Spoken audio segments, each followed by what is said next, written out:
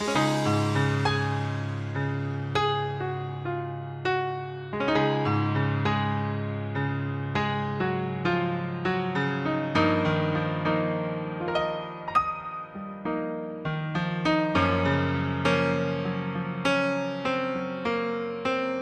name is Rowena Johnston. I'm Vice President of amfAR and Director of Research. We're here at Endicott House bringing together a group of researchers whom amfAR funded a couple of years ago, all looking to optimize the treatment of HIV infection. We have biomedical researchers working on this problem, we have social and behavioral researchers working on this problem, and together our goal is to work out how do we best optimize the treatment of HIV infection for patients everywhere.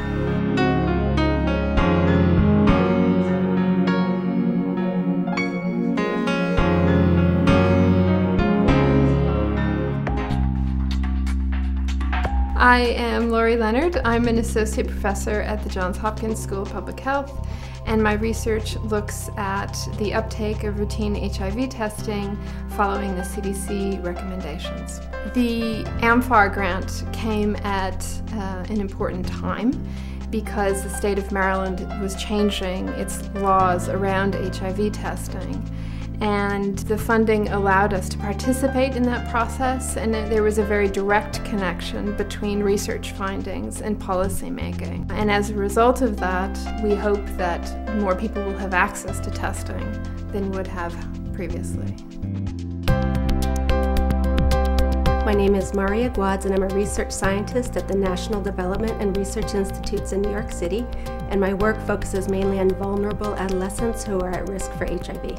Our amfAR funding allowed us to jump right into the field and study an issue that had never been looked at with homeless youth. We collected a ton of information from homeless youth and the providers that serve them, and now we're in the process of turning that information into programs that will directly benefit the health of these young people.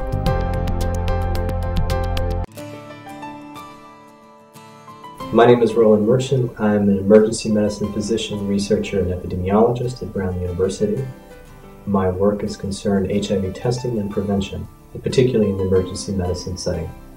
Funding from amfAR has allowed us to do research examining the ethics of the 2006 HIV testing recommendations for the healthcare setting.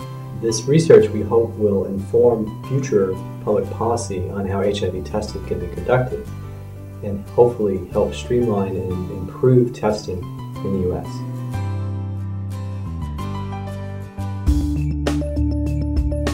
My name is Stephen Kent. I work at the University of Melbourne in Australia. My group studies vaccines for HIV, immunity to HIV, and the early infection events around HIV that lead to disease. One of the things that we're finding out is that the events around the very earliest stages of HIV infection set the stage for events that occur much later in HIV disease. We hope that with what we're learning, we can treat our patients better and achieve better outcomes.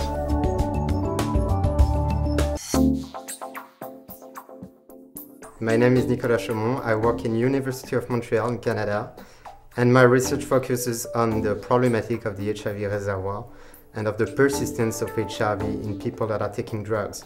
We already have very good treatment to treat HIV-infected people, but of course, it's not reasonable to think that these people will be able to take this drug for their lifetime. So the goal and the ultimate goal is to eradicate the virus, so we will be able to get rid of these pills, and so people will live without HIV. My name is Robert Remy, and I'm a clinical psychologist, and I'm also a professor of clinical psychology at Columbia University. It was interesting to find in our research that on the part of both providers and patients, there was limited awareness about acute HIV infection, which means an early infection that can be associated with a lot of physical symptoms that are like the flu, and also it's a period of time where someone can be very highly infectious and not even know they have the virus, because the standard test doesn't pick up on it. And this research allows us to help communities identify HIV risk and HIV infection very early, which will help prevent unknowing transmissions to people in their lives. My name is Christina Mead. I am a clinical psychologist and an assistant professor in the Department of Psychiatry at Duke University Medical School. The amfAR fellowship that I received enabled me to conduct an innovative and independent research study examining the effects of drug abuse on brain functioning in HIV patients. My hope is that this sort of research will enable us to develop more effective risk reduction interventions for individuals living with HIV infection.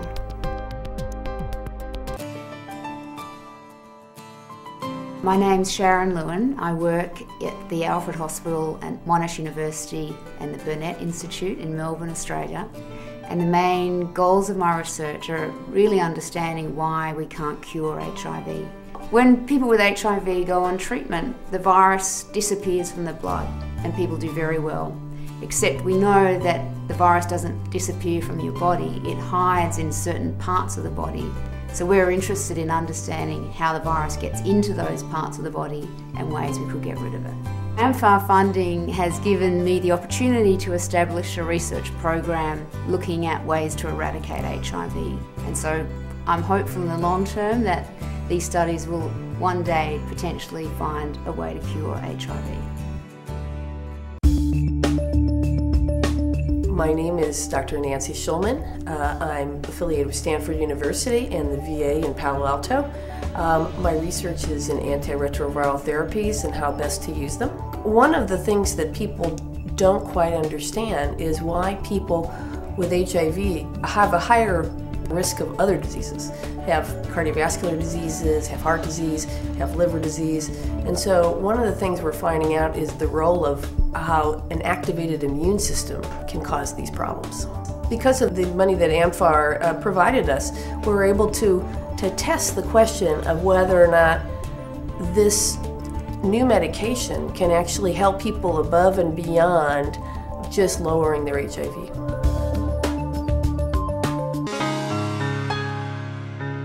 This meeting was a great success. One of the unique abilities of amfAR is to bring together scientists who conduct research on disparate areas, and we bring together these minds to talk about what have they done, what needs to be done, what can amfAR do next so that we can even further optimize the treatment experience of patients. Ultimately, how are we going to get to a cure? We will one day be able to cure this infection, and it's through the work of researchers such as the ones we have been meeting with this weekend.